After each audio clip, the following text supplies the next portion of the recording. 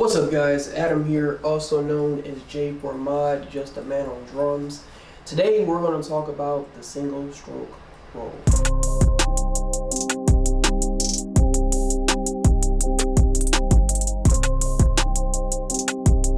Now, to preface our talk on the single stroke roll, we have to start off with the correct hand placement on the stick. Now, the correct hand placement for a stick is to pretty much have the stick exactly like this. You want to have your thumb and your index finger together. You want to minimize the space in between the two.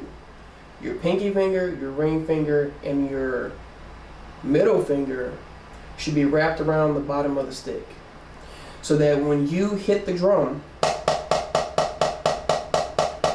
everything is still in place and you're using your back three fingers to control the rebound of the stick. What a lot of drummers do, and from what I see, is that the pinky finger somehow tends to move out. It's like a habit, but it's a bad habit that has to be broken. Because if you want to have complete control over the stick, you have to make sure that these three fingers are wrapped behind the stick. Because obviously if they're not wrapped, you lose control. Alright, next what you want to do is you want to have height placement, so to say.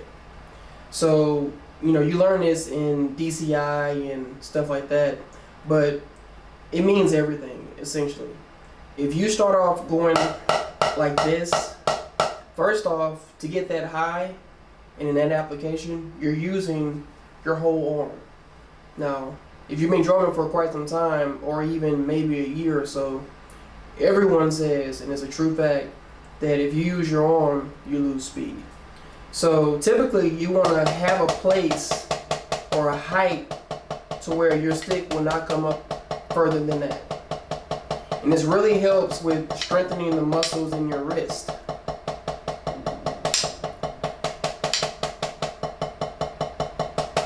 So when you get to start your single stroke exercise or whatnot, before we preface on the single stroke roll, here's an example.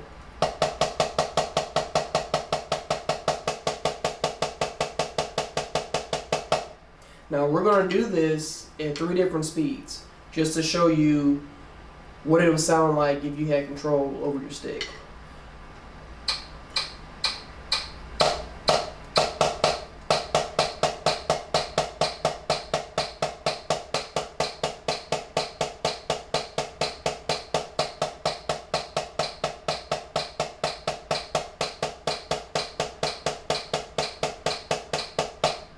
I'm going to speed it up a little bit.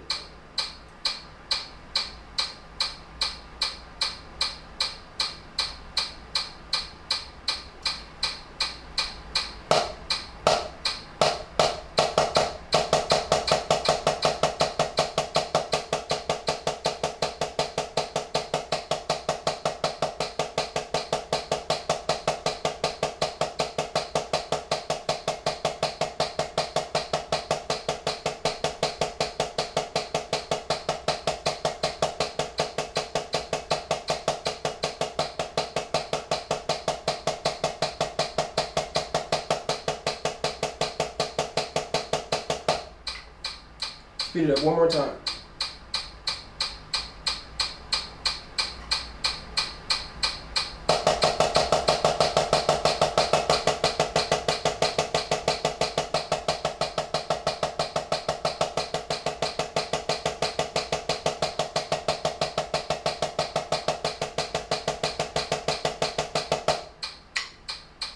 So doing that, you can go as fast as you want to, still maintaining control of the stick.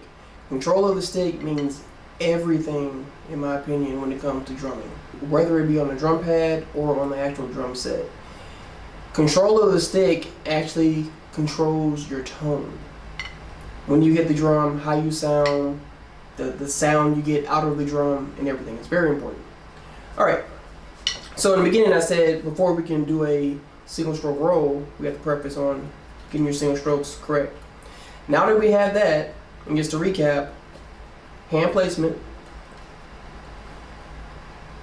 thumb, index finger. Minimize the gap in between. You have your pinky finger, ring finger, and your middle finger wrapped around the back of it. And you want to keep it wrapped, right? We also talked about our height. You want to keep a certain height for both sticks. You don't want to go all the way up unless you need that type of force, but typically you don't need that much. Alright, so now we have that. How I practice a single stroke roll is I start off with a known exercise. I can't think of the name of the exercise. If you guys can think of it, please tell me in the comments. But it goes something like this. Start off with this.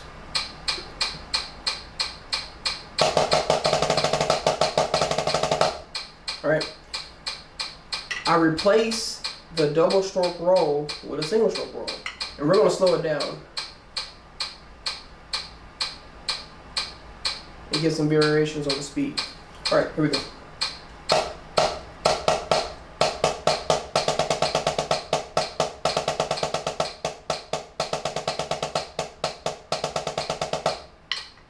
Alright, a little bit faster.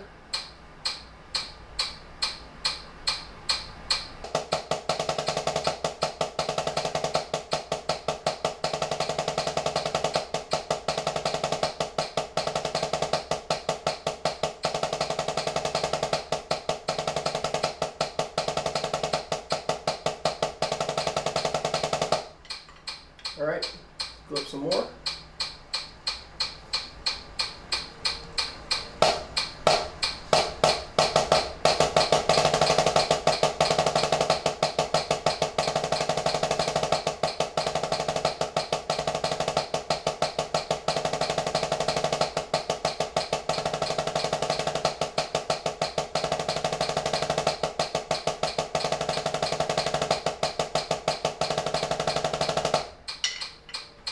So essentially what I do is I start off with 8 notes for a certain account, and then I just end it off with single stroke rolls and come back to 8 notes, single stroke rolls, come back to 8 notes, single stroke rolls. It just depends. So 1 and 2 and.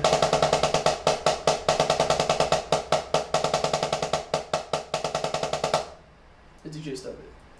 And when you do that, you practice that in different steps and different speeds. By steps, I mean you can, start off small and then you go longer when it comes to notes. And of course you start off at a certain speed and then you increase the speed. And once you finish that, you're able to just, I guess for lack of a better term, bust out single stroke rolls. Alright guys, I hope this was helpful and informative. If you have any questions about anything we discussed today, please leave a comment below, and I'm here to help whenever I can. Also, if you guys want to catch me live on this kit here, I stream Tuesdays, Thursdays, and Saturdays on twitch.tv/J4Mod at 7 p.m. CST. Hope to see you guys soon. Thank you.